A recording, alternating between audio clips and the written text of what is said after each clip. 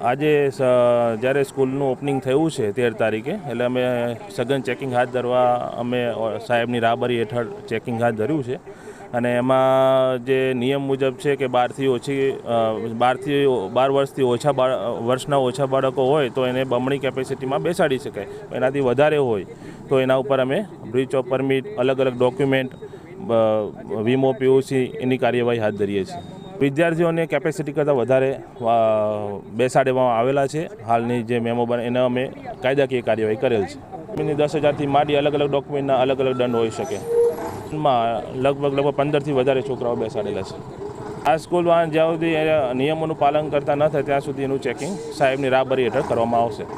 આપણે એવું છે કે આપણે સરકારને, સાહેબશ્રીને, આરટીઓના રજૂઆતે કરેલી અને વારવાર રજૂઆત કરી છતાં અમે કઈ એવા માગીએ છીએ કે અમને થોડોક ટાઈમની બાંધછોડ આપીએ અને થોડોક ટાઈમમાં અમને રેગ્યુલાઇઝ અમારે ટેક્સી પાર્સિંગ બધીને ઓલરેડી કરવી છે, પણ અત્યારે એકારે બધા ટેક્સી પાર્સિંગ કરવા જઈએ તો અહીંયા સાહેબમાં થોડોક બહુ પ્રોબ્લેમ થાય છે. એના માટે અમુક ટાઈમ આપે. બાકી ઓલરેડી અમારી પાસે બધા વીમો છે, પીયુસી, કાગળિયા, લાયસન્સ એ બધું છે જ.